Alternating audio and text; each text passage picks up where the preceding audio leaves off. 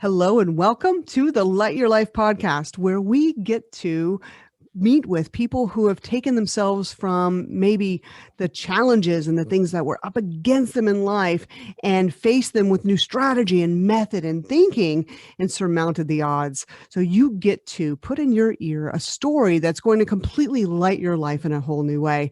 I'm so grateful to be your host, Tina Marie St. Cyr, and thank you for lending your time and your attention, your most valuable resources to us at this moment. I want to introduce my guest. The first thing I want to say is that she's a dear friend. I am so grateful we're having this conversation, not just because I love talking to her, but because I know what she's going to be sharing is going to help you in your life right now. Some way, somehow, you were drawn to listening to this podcast, and it is going to be absolute gold for you. So Marissa Nehlsen, she is the founder and CEO of Freedom Financial Group. She came from humble beginnings, which we're going to be diving into and piecing through today, so you understand what that really means. In rural North Dakota, a farm girl, and she has built a multi-million-dollar financial services company. That is not an overnight accomplishment. You're going to want to hear how she did this, but more so why she did this. She is an accomplished leader with absolutely proven results, and her unique style, which I know you're going to fall in love with just as I have, allows you to achieve extraordinary results and sustainable results in your life. There's so much we can say about Marissa, and what I want to do is use this time to dive right in to have her be in your ear and in your heart and in your soul with her wisdom. Marissa, thank you so much for being our guest today on Light Your Life. Hello, and thank you, Tina Marie. Oh man, I have been waiting and waiting to be here with you. I've been so excited to come and visit with you. I know if you've been listening to Tina Marie, you know, as I do, that she is a voice of wisdom and light in the world. And I'm just so absolutely thrilled to be here with you. Thank you so much. It is going to be a great time, and it's going to pass so fast. What I want to dive into for our audience today, the people that are here, they know that they have reached certain levels. They've already surmounted odds in their life. However, there are the seeking seeds inside of us that want to become more. We want to grow. And one common thing that I hear so much across our audience is we want to become more authentic. How can we have more vulnerability and in so doing have more strength and have more wisdom and have more presence? And our life stories lead us there. And so I'd love to start with your life story of where you found yourself in North Dakota. And what was life like for Marissa when you were young, and what seeds were planted in your own character then? Oh, wow. Well, so I'm going to take you way back, Okay. way back.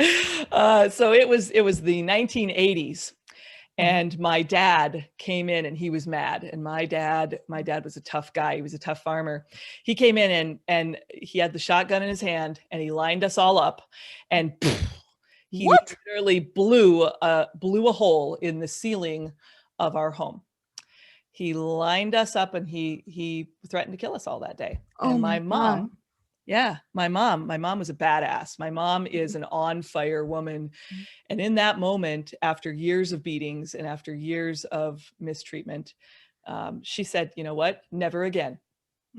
Never again.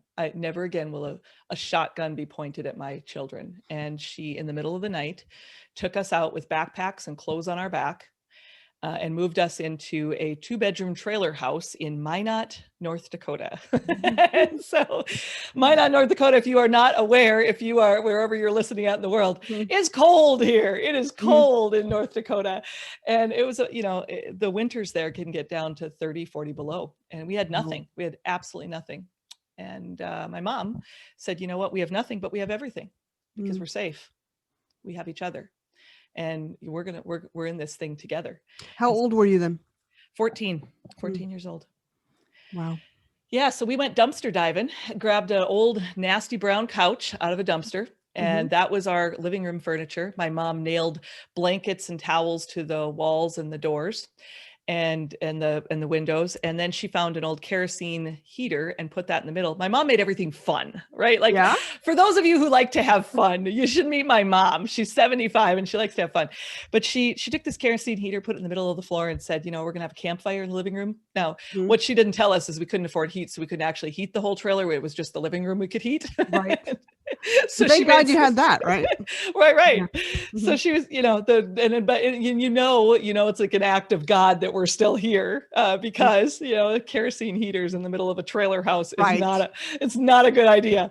But, as we were watching TV and all the little kids were asleep, and I looked up at my mom, she was laying on the couch one night and she said, Mom, we're like those poor people they talk about on TV, aren't we? Mm. And I said, but we're not just poor. We're really poor. Like, we're really poor, aren't we? And she said, Marissa, we are poor. Yes, we are. But you can choose to be a victim or you can be victorious. What will you choose? What will you choose? I love your mom. Wow. I know. My mom. Positive spirit. Oh. Yeah. And she said it to me one time, Tina Marie. One time she said, you can be a victim or you can be victorious. What will you choose? And in that moment, it's like this fire lit inside of me. And I in that moment was like, okay, all right. And so I started, literally this started my personal development journey. I heard, I went to the library at the school because we were poor. We had no money, there's like, you had nothing. So where do you go to get free stuff? You go to the library. Right. I love the library. This is back in the day when they actually had libraries with library cards, Right. I'm the Dewey myself. Decimal System that you pull out the drawer. Yeah. I actually worked at our library just because it became I didn't know, but it was my daycare. And my parents would make a sack lunch. They dropped me off at the library because I loved to read. And I ended up helping the librarians. And so, yes, me and the Dewey Decimal System are partners. I love it. I love it. So you so did much. that. So you started your personal development journey there. Yeah. And I got a hold of some books and, I was reading stuff like Zig Ziglar, right? And I heard this quote by Zig Ziglar, and if you help enough people get what they want, you can have your heart's desire. I was like, well, what does that mean? And then these things were kind of rolling around in my head. And then at 17, I went looking for love in all the wrong places, single mom, trailer court, 8 kids, poor, pull out the violins at this point, right? Yeah. That's the life, right? And it's interesting because I believe today, Tina Marie, we have an epidemic around us. And people like you, people like me, our community of people that say there's more.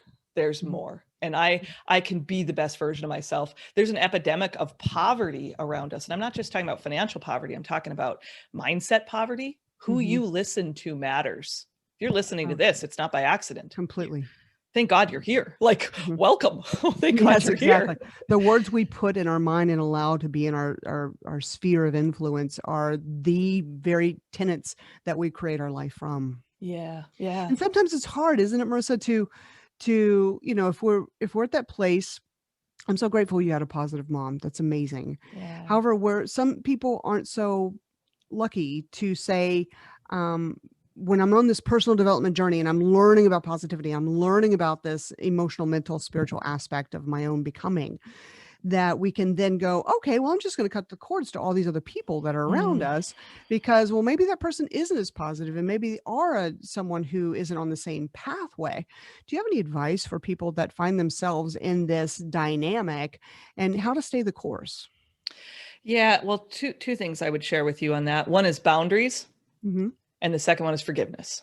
Tell us. And I think they go hand in hand. Mm-hmm. We have to get real, number one, with ourselves, and then we have to get real with people around us. And that's hard because we wear these masks. Like, I remember going to school and nobody knew that I was really, really poor. I would have to bum rides to get gas for car for the school, to actually get to school. And I did the free stuff in school, like, speech and debate, Right. playmakers, like the drama team. I did that kind of stuff because it didn't cost us any money. Right. So people didn't really know I was poor per se until they dropped me off at the trailer house. And I think we all wear a mask. And then those things that define us. So when you speak about, the community as we're on that personal growth journey, I was reading stuff in that library and I was growing. And these tapes we play in our head when my mom said, you can be a victim or you can be victorious. I'm going to ask you, what tape are you playing in your head? and who you listen to matters as well, because they play a tape in your head. And so first step is get real with you, with yourself. And that's where I had to get real with me. When I was 17, I got pregnant and I had to get real. And I looked down at this pregnant belly at 17 after I went looking for love in all the wrong places, you know, that old song, Looking for Love. Anyway, I won't sing it. I won't sing it. I'm going to save all of you listening today. I'll save you. And that younger version of Marissa, you were looking for love because that was something that your heart, we all want love. Yes. And, you know, looking back on those decisions we made, we come to terms with it and take the best parts of ourselves forward. Yeah. And so tell us about that young teenage mother looking down at what she was bringing into the world. Yeah, well, I had a decision to make, and I knew at that moment, you know, reading these things, hearing these things, I didn't have people around me that did personal development. I didn't know anything about it. I found this book in a library, right? And I looked at my belly and said, I've got to do something fast, and I got to do something now, because I'm a senior in high school who has not yet graduated. I'm going to have a baby in November of my senior year. Mm-hmm. What are you going to do? And I knew that if I would be living 2 doors down from my mama in that trailer court for the rest of my life, if I didn't do something fast. Right. And so I finished my high school. I went to the teachers and I said, can you please just give me the teacher's manuals? I'll go home. I'll do all the work. I'll test all the way through, but I need to graduate before my baby's born. Beautiful. And they did. I begged and I pleaded and I did, and they did. And then, you know, what do you do when you're 17 in North Dakota, farm kid? You get married. That's what you do, because that's what you're supposed to do, because you get married. It's your program, right? That's right. Right. That's running right. the program. Doing what I'm supposed to do, right? Exactly. And so I have this baby, and somebody gave me a chance. They introduced me to an opportunity. And I started my multi-million-dollar company from the basement of my home with $5. Wow. But I will tell you, what humbles me as I think about it today is that anyone gave me a chance. Anyone could see beyond what I was at that moment, even who I am now. I struggle with it today. With it today. You know, I run a multi-million-dollar corporation. I travel and speak all over the world. I still struggle with it when I get on that stage and I go, oh, pull the mask off, tell the real story, be authentic, because this is the stuff that makes our community matter and gives other people a chance, and gives me a chance. Yeah, the more authentic we are in our life, the greater humanity becomes, the more heart-centered and soul-centered we get to live from without these masks on. Why do you think it is? I know you and I have had discussions about this, so I'd like to share it with our audience. Why do you think it is that we live seasons of our life with masks on?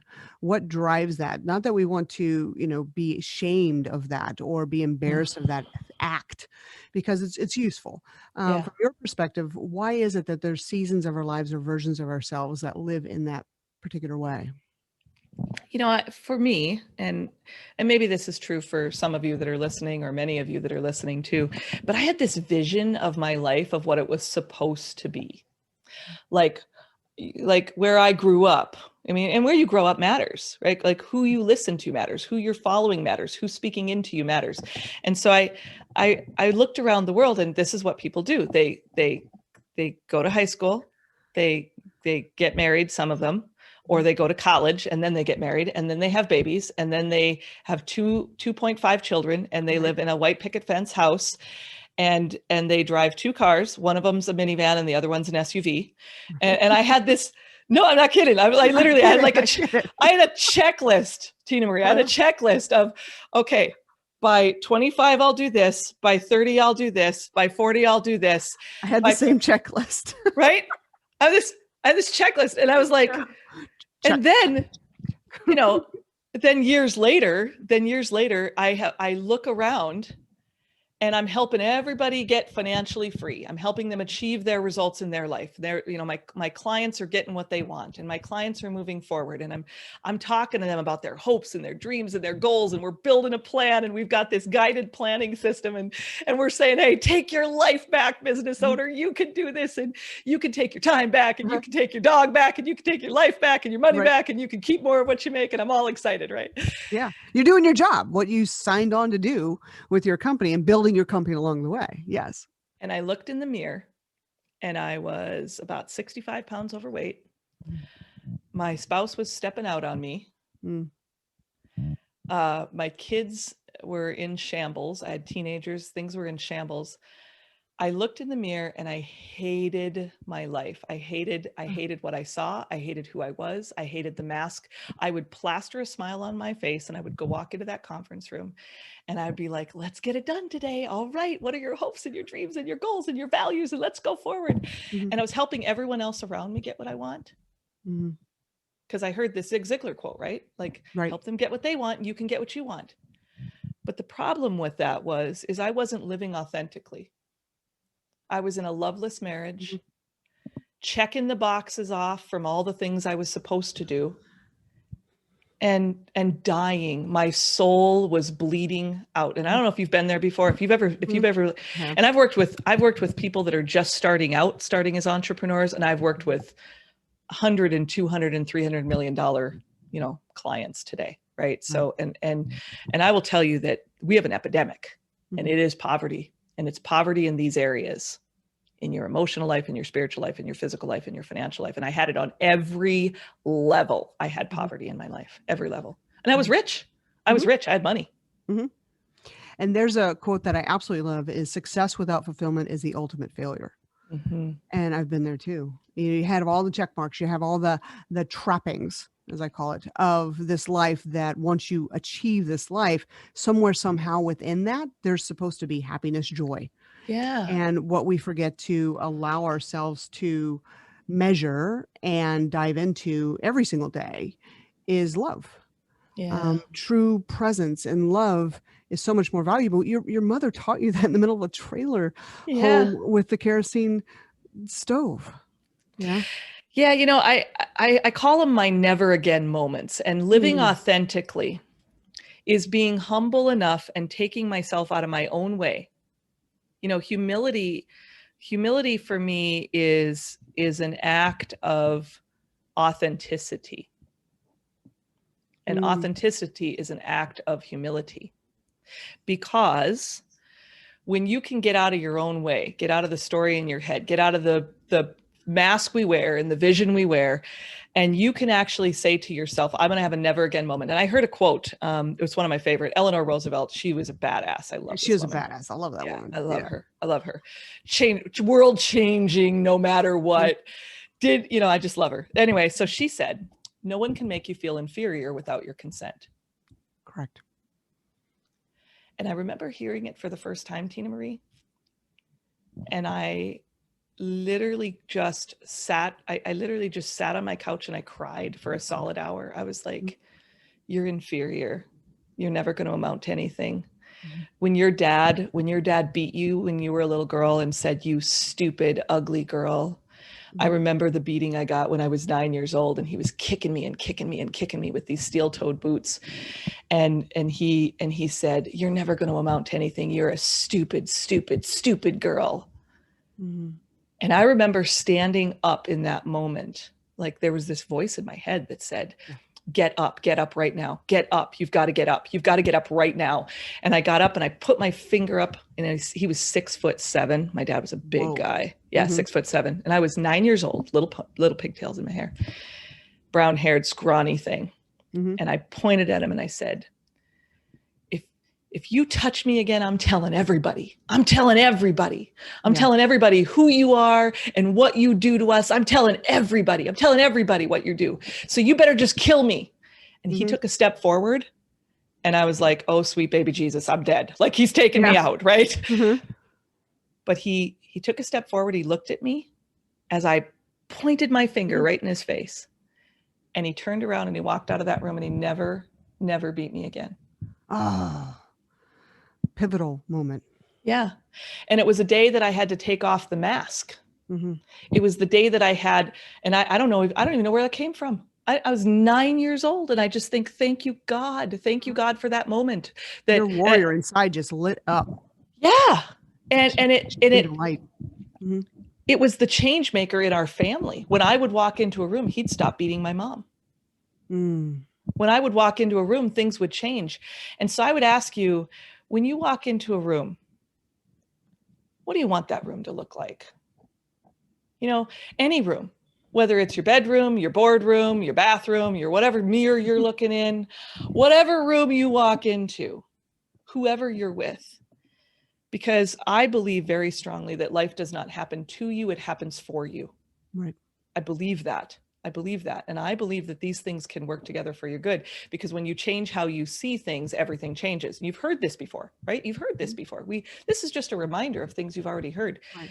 But being authentic in that time, you know, we're taught, hey, we should keep up with the Joneses and we live this thing and you're successful if fill in the stinking blank, right? Right. But how come we're buying that line? How come we're taking that story and making that ours? How come? And is that the story you want? So if you could start over today, if I could give you my magic wand, I'm gonna give you my magic wand right now. Pick up your pen, right? Pick up your pen. Yeah. If you're listening and you're driving, sorry. Come back and listen later. It's a good one. Pick up that pen. Mm-hmm. Your magic wand is your pen. Write down what you want in your life, who you want to spend your life with, who you want to invest your life with, what you want that life to look like, because we only get one life. And in that moment, I could have lost my life. My dad he could have literally with one hand crushed my windpipe, right? I could be dead. Yeah.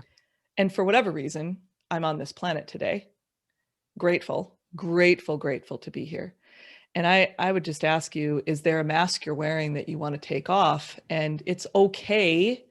It's okay. Let me set you free today. Yeah, please.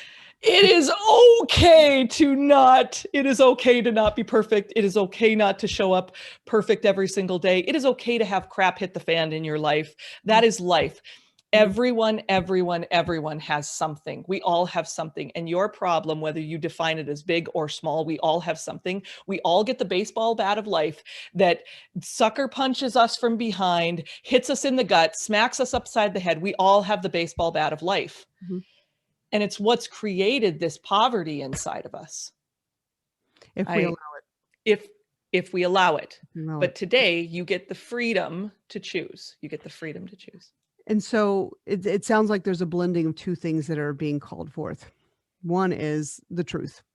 Yeah. Right. Facing the authentic truth, facing that reality. It's not the facade. It's not that charlatan effect or imposter syndrome. It's not things that you've thought were keeping you safe and keeping you relevant. It's the truth, the bare bones truth of the situation, and that humility, like you speak of, Marissa. And the second thing it seems like is definitely being called for is courage. Yeah. That little version of yourself had a ton of courage in her. And I've learned also that whenever we blend truth and courage, oh man, there's so much power there. The untapped rawness of our own humanity.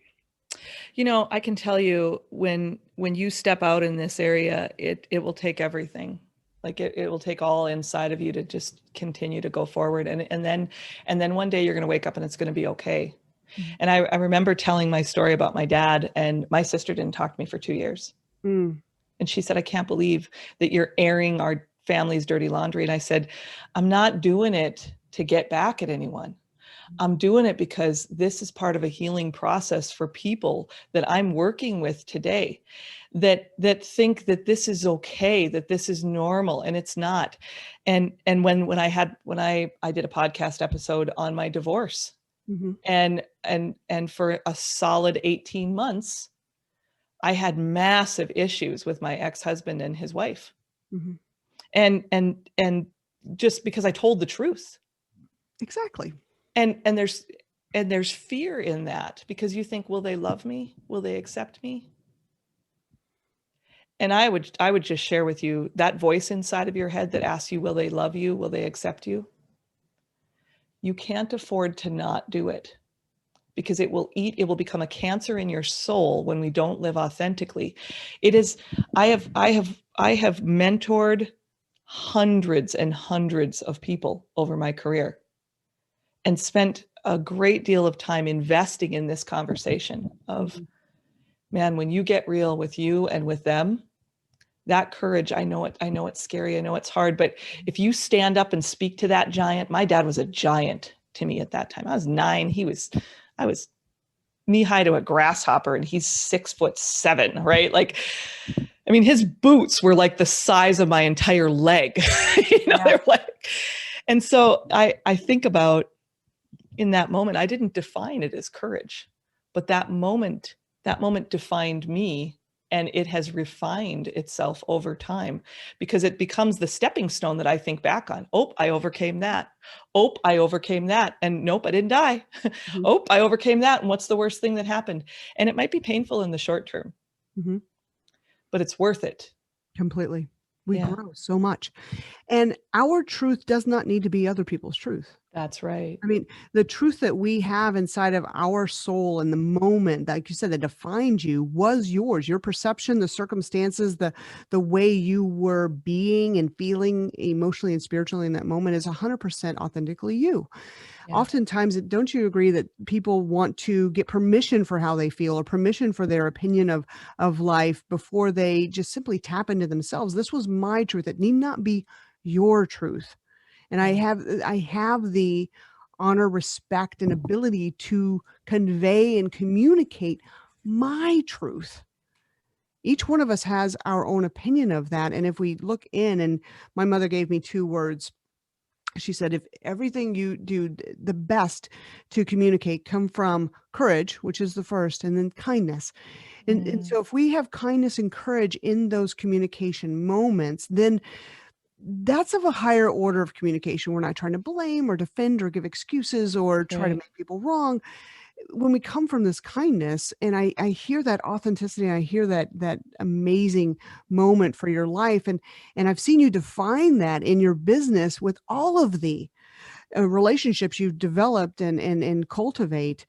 Can you share a little bit of how that defining, I don't know, it's like your own mantra, your internal mantra, has helped you become the beautiful spirit you are now, helping so many people through your business?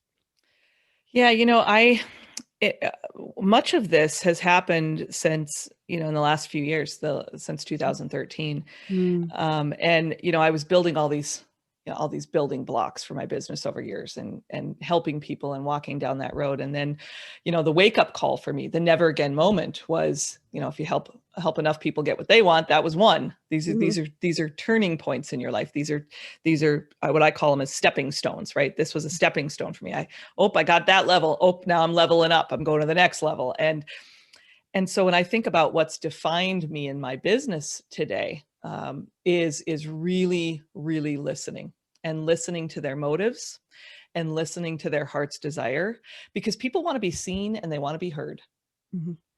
They want to know that they matter.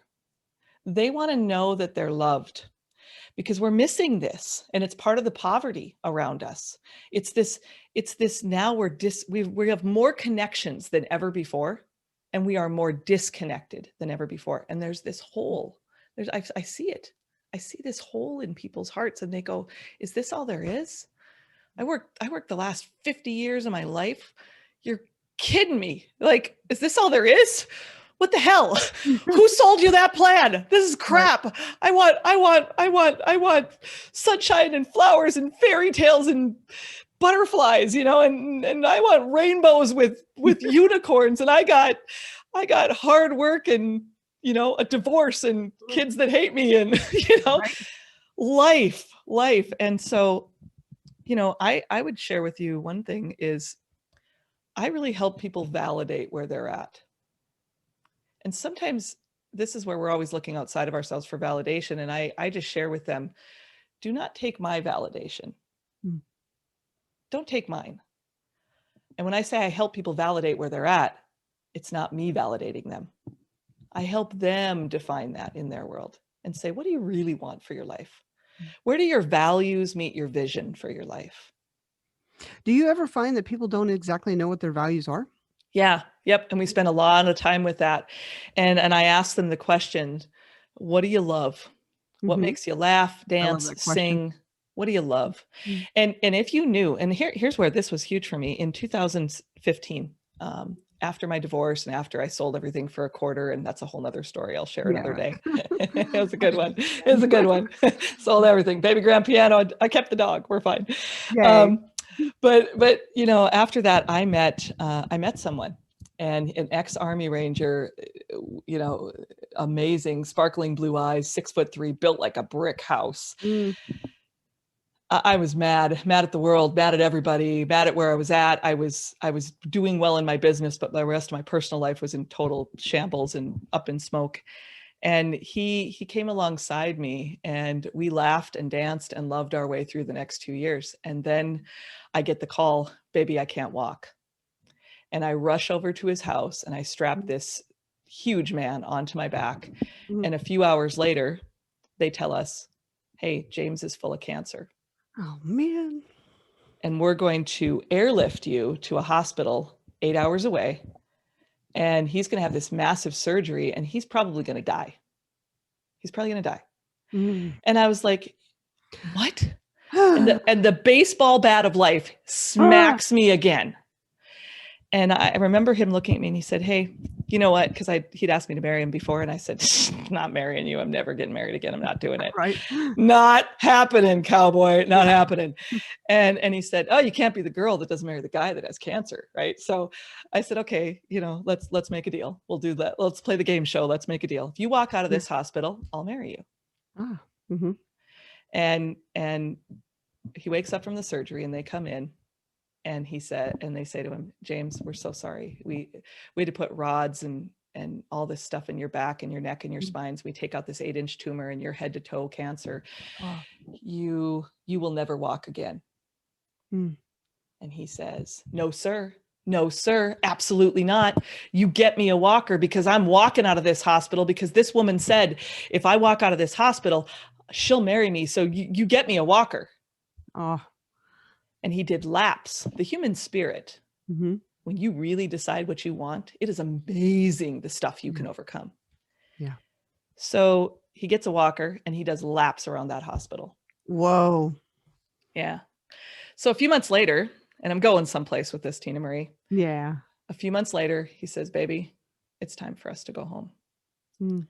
And on Christmas Day of 2015, I'm a person of faith. So take a deep breath. I'm not kind of convert anybody, I'm a person of faith, but right, take a pill. Yeah. But I'm praying over him and I'm like, please God, just save him, save this man. He has such a great story and he's a good person, and just to heal him. I believe in miracles. I'm a miracle, right? I'm a miracle. I believe in them. I shouldn't even be here today. I should be dead. My dad should have shot me. He should have beat me. He should, like, all these things that should have happened that never happened. And he lifted my face in his hand and I was crying. I thought he was asleep. I was just sobbing. And he said, baby, you keep praying for a miracle, but I already got my miracle the day that I found you. Oh. I found my faith in Jesus. I got a family who loves me. I know where I'm going. And so you need to make me a promise. You need to make me a promise that you will never waste a day. You will never waste a day. Don't you dare spend 5 years in a bottle. Don't you dare spend 5 years laying in your bed.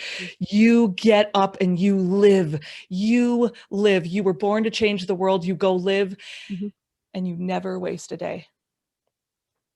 And this is the thing. This is the thing that I do with people every day. I love it. So I'm going to ask you, are you living life rich in that way? Are you wasting a day? Are you never wasting a day? Have you made a decision that, you know what, never again, like my mom had a never again moment. And with James, I had a never waste it a day again, never again moment. You have that moment in your life where there's a time when you can say, I'm going to have the courage in this moment to tell the truth to myself and to others, and to live the life that I was born to live the life that I create, the life of authenticity, the life that when I look at that, when I get up every morning, I look in the mirror and I go, man, I can't believe I get to live this life. And I'm living that life today. I'm living proof. Even after loss, even after all these things, in spite of it, I Right. think, I can't believe I get to live this life. Yes, because it's precious. And Hmm. your life, what you do every day, who you do it with, who you do it for, you matter. You matter. And no matter where you start, Yes. yeah, Yep. we start today to live more authentically, to live the richness that you've so coached us on, Marissa, the richness of emotion and our own mentality and our spirituality and that depth of our being, that richness inside, and we touch it a little bit more each day. This is Yeah, I beautiful. had a coach that I was working with one time, and he said, if you just got up every day and just did one thing, just Mhm. one thing better today, 1% better today, where would you be a year from now? Where would you be a year from now? Because we live this Groundhog Day life, right? Have you seen that movie Groundhog Day? Remember that movie And it Groundhog was Day? so painful. Yeah, that's a Yeah. painful movie. Yeah, so painful, right? And you're like, and I use it because it's so painful. The Yeah. guy lives the same day over and over and over and over and over. And yet people do this all day long. It's like the Matrix, like we need to wake up or something, Yeah, right? And take the pill. Right? yeah, take the pill, right? And yes, take the pill. Because even though that is scary and hard, and the truth is scary and hard, Mhm. if we can be 1% better every day, for those of you who believe like I do, that I want to challenge myself every day. I want to get up and live my best day today. If this is my last day on earth, I can tell you this will be my best Mhm. last day on this planet. Yes. Because every day I get up, and the first thing I would just share with you, it is how you approach it, because when you change how you see things, everything changes. So gratitude for me is Yes. step 1. Truth is step 2, and courage is step 3. Ah, I love it. Yeah. Powerful. I have a practice where I smile myself to sleep. Uh, And so even if I'm, tired and exhausted, or maybe didn't have the best of days, or my mind wants to think back on things that didn't go well, or tomorrow, all the things I have to do, I literally put a smile on my face, a gentle smile, not like the forced teeth showing smile, but a gentle yeah. smile. And I feel my face smiling. And then the chemicals in my body respond to that. It's been Yeah. scientifically proven. The chemicals and chemistry of your body change when you smile. Yeah. And I smile myself to sleep. And whenever I smile, those gratitude thoughts naturally start being the stream of consciousness that I go to sleep with. And I've practiced and then trained myself that when I wake up, I also smile myself awake with a thank you for a brand new day. Yeah. And if Yeah. there's one discipline I could give people is smile more, because I think it was like the superpower that we were given that we just don't tap into enough. Yeah. Yeah. And it's choosing joy. I believe we have a choice. Every day I get up and I ask myself, who do I see? How can I serve? And how do I make this the best day? Oh, yeah. Right. Mhm. And I have a line. There's a line. It's an above the line or a below the line day. Mhm. And every day since January 9th, 2016, I've Mhm. had an above the day line. I've had an above Of the above line the line day. day. Mhm. And here's the line. It's a good day, a great day, or a growth day. Yes. And I had a coach that shared this with me, brilliant coach. And he said, you need to choose the day. Are you going to have a good day, a Mhm. great day, or a growth day? Now, a growth day, here's how I define, a tough day, a growth day. Did I have to bury someone I love? Mm. Did I have to say goodbye today? Definitely growth there. That's a growth day, Mhm. right? Kind of everything else fits into the other two categories. Mm.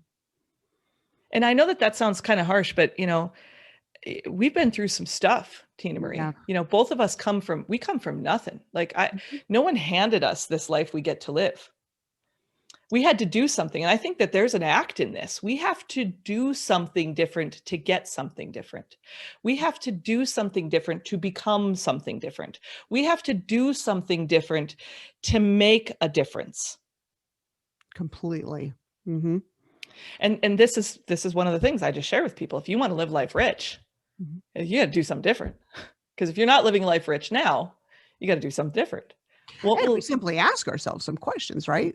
If it yeah. isn't what you want now, instead of making stories about what it isn't, it's like, what would you love? Like you already shared with us. And then what one thing can you do today to move yourself in that direction? Yeah, and this is a focus thing. So you know, when you talk about smiling yourself to sleep or smiling yourself awake, or I talk about the three things I'm going to do every day when I get up, right? When I look at my day, it's about where our focus goes. And you may have heard this before, that where your focus goes, your energy flows, right? If you're in this community, you might have heard that. Mm-hmm. And so when you talk about where your focus goes, are you focusing on the junk? Or are you focusing on what you can do about the junk? Are you focusing about what this junk is teaching you? I look back at my junk and I go, I'm going to own every bit of it. Mm-hmm. I'm going to own every bit of my divorce. I'm going to own every bit of, you know, my parenting skills that were not so great. I'm going to own my workaholic that I was back in the day. I'm going to own the good things and the ugly things, because those ugly things are a measurement now for me to teach myself Mm-hmm. to move forward. Those are stepping stones. That ugly thing, oh yeah, show me the ugly thing, because I conquered that ugly thing and now I'm moving on to the next one. There you go. It's a part of you. Why resist it? That's right. That's awesome. Yeah. So many beautiful gems and places of wisdom in our conversation today. I wish it could go on forever. I love what you bring to the world, Marissa, and I love all the clients that you get to work with and help see. We can have another podcast on just money mindset. Oh yeah. The mindset we have around the richness in our life, every aspect of richness in our life, is very paramount to the person we are now and the one we're becoming. Thank you for sharing that with us. So I know that you've had some wonderful takeaways from this discussion with Marissa.